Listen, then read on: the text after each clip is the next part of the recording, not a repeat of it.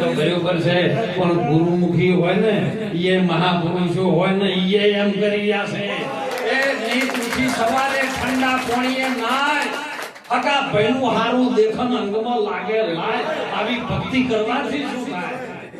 તમે વિચાર કરો સાહેબ, એક રામે જ્યારે ત્યાગ કર્યો ને ત્યારે ભરત આઈને ગાદી પર કીધું કે ભરતને 14 વર્ષની ગાદી આપી છે. ભરતે કીધું કે મારાથી મારા ભાઈનું ન લેવાય. વિચાર શક્તિ એની વિચાર શ્રેણી કેવી છે, એની વિચાર ધારા કેવી છે, રામ આપણને શીખવાડે સાહેબ.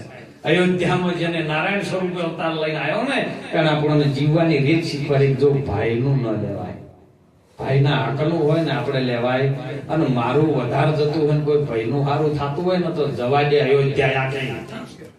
બાપનું વચન જો નિભાવતો હોય અને રઘુકુળની રીત જો આ હમી હેડતી હોય ને તો જવા દે, બધું છોડીને નીકળી ગયો. અને ભરત કે મારા મોટા ભાઈનું છે, મારાથી લેવાય. અત્યારે આપણી કેટલું કરો છો કહો? હે નહીં મેળાવે એવો સાહેબ. એટલે સાહેબ 9 માસ કરતા કરતા કરતા પરમાત્મા જોડે બોલ કર્યો કે મને છોડ, તારું ભજન કરીશ અને તારા ભજન સિવાય બીજું કોઈ કર્યું નહીં. એટલે પરમાત્મા તો પરમ તત્વ છે જેની અંદર આખું બ્રહ્માંડ છે સાહેબ. આવા તો 21 બ્રહ્માંડો જેની અંદર પડ્યા છે ને, આપણે તો એક બ્રહ્માંડમાં પૃથ્વી કેટલા ગોળામ છે એ તો કોઈને ખબર નહીં. પૃથ્વી એક નાનું તણખલા જેવું છે સાહેબ.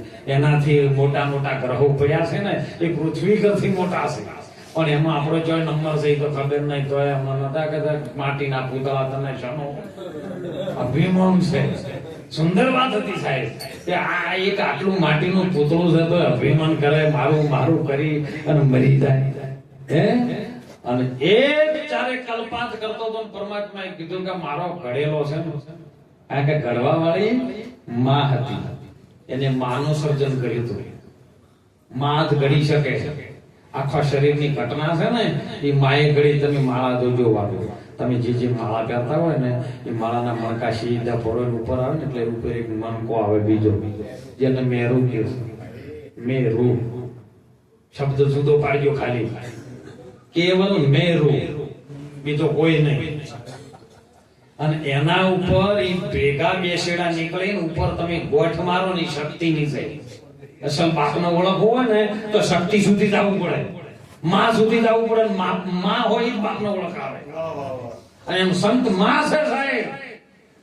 સંતને માનું સ્વરૂપ આપ્યું છે.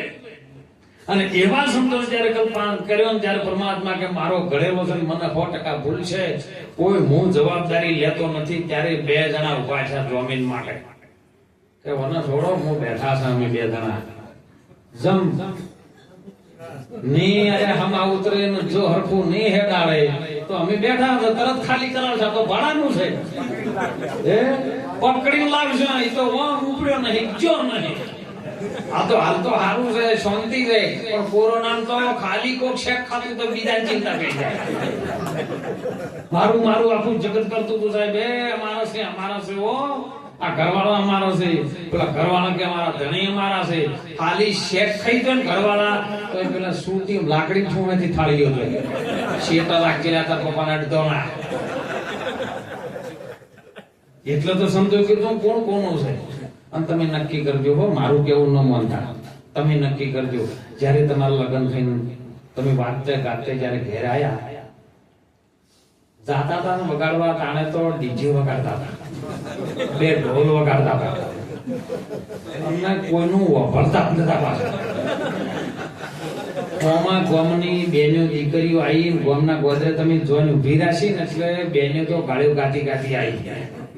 ચોથી આયો રે બાવળિયાના રાઢા જેવો કાળો બજાડો ચોથી આયો રે. બોલો તોય બોલ્યા તમે.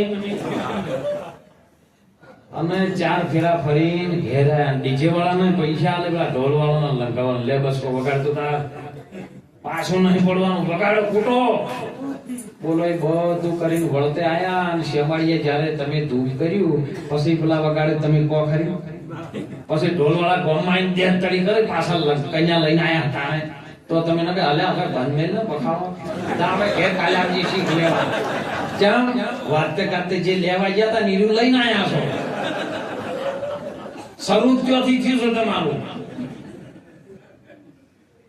હવે આ બધું લઈને આવ્યું ને એમાં પુરગતમાં તમારા માટે અસલ શીરો ખવાઈ હતી જોજો કોણ છે એટલું જો બીજો સિદ્ધાંત નહીં શીરો ખવાઈ અસલ સેટી પલંગ આયા તમારા માટે કોઈ દાડો નવી શીરો કોઈની પાથરી હોય તો હવાય ઉભા તો હવારે નોકરી તો આ શીરો નવી આવી છે આપણા ફાઇનાન્સમાં કોના પર બેહો બોલો પાથરી કોઈ દાડો ના કોઈ વેવાઈ આવે ઈ દાડ પાત્ર મોટ નંબર આયો નખે શીરો ઈ દાડે ભાળો છો અને જેવું તમારું શરીર થોડું ઘણું થાય ડોક્ટરો એમ કે ભાઈ હવે સેવા કરો ઘેર લઈ જાઓ એટલે તરત જ એક બાજુ શેઠું પોસ ટોળું જાય બીજું પોસ નું આમ ટોળું જાય દવાખાના છૂટી પડ્યા થઈ રે એમ નહીં જમીન નું જાતે જાતે કોઈ કરી દેજો પછી એમ પાછળ ડખા ના રહે બેની વળી છે પૈસા દશે થોડી છે પોસ પુણ્યમાં હોય પરમણીમાં આવીને મળ્યું ગુરુ મહારાજ ની પુણ્યમ પોસ ભર્યું પણ હે બાપા છૂટી ગથારું બોલો મારવાઈ જેમ હશે શક્તિ તમને કોણ મારે છે તો તમે રાત ચાલો એના માટે મચ કરો બોલો લ્યો હે અને એટલે સંતો કહેશે માયા બળી છે નાગણી વજરના જેના ગાળા હે ભોગો કેમાં જેટલા હાલવાના જેટલા ચડ્યા જેટલા છે પગ ગાળા એ માયા કેવી રીતની છે એને તમે જાણો માયાને માણો બ્રહ્મને જાણો અને જેને બ્રહ્મ તત્વ પ્રાપ્ત કર્યું ને એ મહાપુરુષો આપણને જગાડી રહ્યા છે સાહેબ જેને કમળથી હમણાં સુંદર વાણી માણ્યું કે કમળ જેમ કાદવથી અધર કાદવ ટચ ન કરી શકે એવું તમારું જીવન થઈ જાય ને તાણ આપણો બેડો પાર અને વાતે ઘડીએ આપણને એ જ સમય મળ્યો છે સાહેબ થોડું સમજજો હો આ સંતોની મૂડી છે બધાય શબ્દો આવશે બધાય કોને થરા હે પણ થોડું સમજજો હું તો કહું હપું છું નહીં સમજાય તો ચાલશે પણ ઊંધું સમજીને ઘેર ન જાતા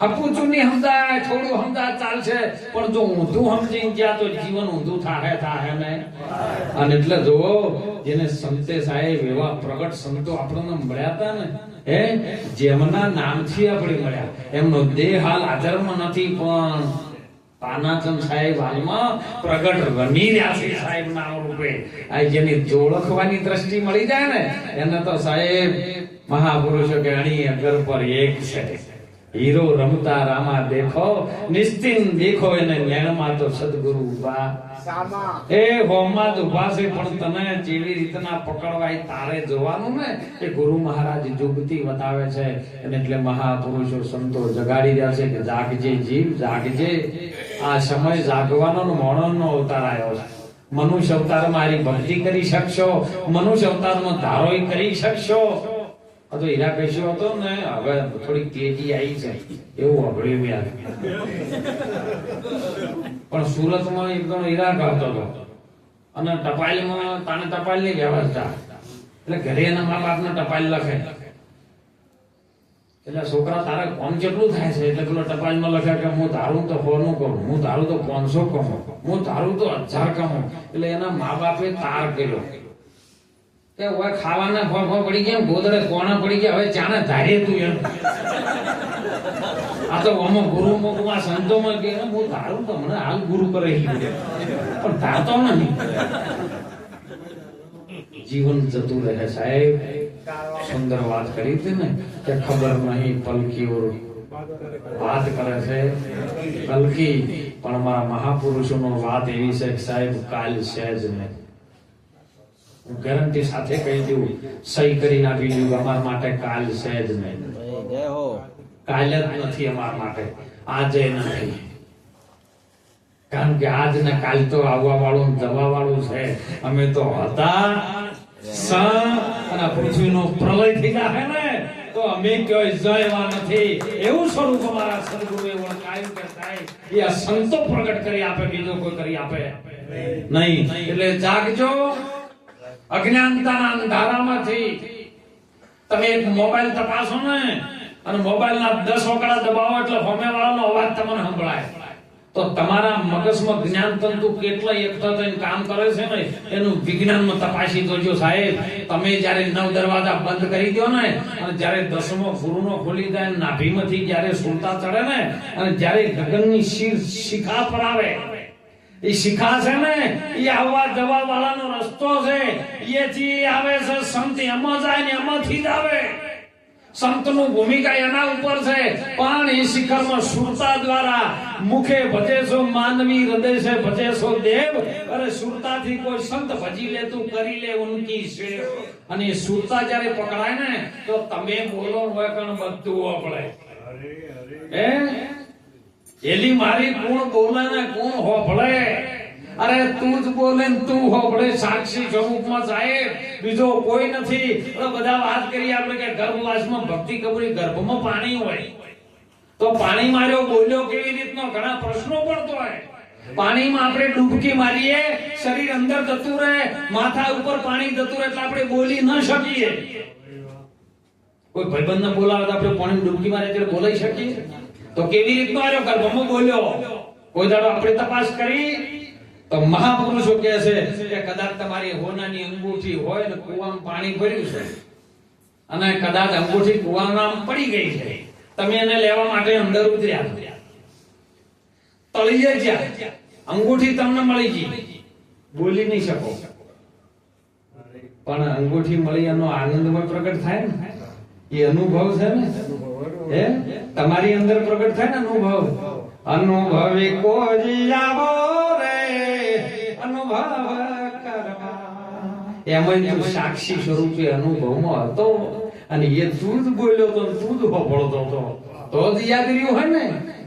એ હાચા સંતો તેડી લાવો રે સત્સંગ કરવા, તવા ઉપર રોટી મેલી, અરે તવા ઉપર ચૂલો મેલી, પકાવીને પેલી રોટી ખાતા પેલા બની ગયેલી રે અનુભવ કરવા. તવા ઉપર ચૂલો મેલ્યો, ચૂલા ઉપર તો બધા તવો મેલ્યો, પણ આ તો તવા ઉપર ચૂલો મેલ્યો અને એના ઉપર રોટલી શેકી. સાહેબ શું કહે છે આજે? હે ગોરખનાથથી બોલી છે આ વાણી. કેવી રીતનું આવ્યું છે? અવળ વાણીઓ છે, આ અવળ વાણીઓ છે. તવા નામનો જે પણ જ્ઞાન છે ને એના ઉપર વૈરાગ રૂપી ચૂલો ચડ્યો છે અને એના ઉપર ભક્તિ રૂપી રોટી શેકી છે. અને ઈ જો ખાઈ જો તો તમે કેલા બનો ને બનો સાહેબ. અને એ જ મહાપુરુષો આપણા કહી રહ્યા છે સાહેબ કે આજે અવસર મળ્યો છે ને એની એક ક્ષણ જવા દેવા જેવી નથી.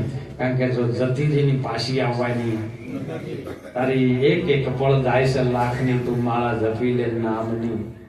જેને જેને નામની જપી ને નામથી તરી જવા હે સાહેબ.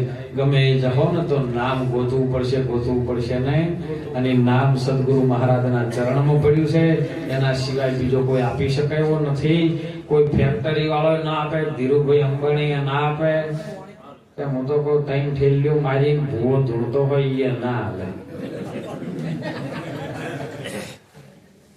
અને તારે પાછું એવું થાય કે આ તો ગુરુમુખી હોય ને એ કણે એ ધોળે ધોળી એ જતા રહે છે. ગુરુ મહારાજ એમ તો કે અમે ગુરુમુખી છે, અમને જ્ઞાન થઈ ગયું છે, તો ધોળી નામ લગી તકલીફ પડે ને. દોયડા પોધો કોક કરો, એ મારી માળીઓ કોક કરશે, માળી કે મારી રોમની રજા નહીં. બોલો તા એ પૂછે છે ને તો આ રોમજીઓ છે એને જ પકડો તમે. હે દીકરી કુંવારીઓ ને ધણી પકડે, બધું ફ્રીમાં ના આવે એમ કે. હે એક દીકરી કુંવારી હગું કરે એટલે હોમે ધણી ગોતી લીધો, પછી હાહુ ને હાહરો ને જેઠ ને જેઠાણી નડદ ને નડદ આ બધું તમારે વેચાતું લેવું પડે. એ બધું ફ્રીમાં આવે. એમ ગુરુ નામનો કદાચ એક ખીલો પકડી લ્યો. સદગુરુ મહારાજ કબીર સાહેબ બોલ્યા છે, એ ચલતી ચકકી દેખ કે દિયા કબીરા રોય, दो पड़ के बीच में सावन बचावट હોય એક ઉપર પડશે અને એક નીચે પડશે ને વચ્ચે તમે આઈનું ભાસો થાય આકાશ રૂપી ઉપર છે ને ધરતી નીચે છે આ બે પડ વચ્ચે તમે આઈનું ભાસો પણ જેને સદગુરુના નામનો ખીલો પકડ્યો ને એ ખીલામાં દોણા પડ્યા હોય ને ઘંટીમાં એ આખો દાડી માજીઓ ઘંટી દળે ને પણ એ ખીલા પાહણ પડ્યા છે ના પડે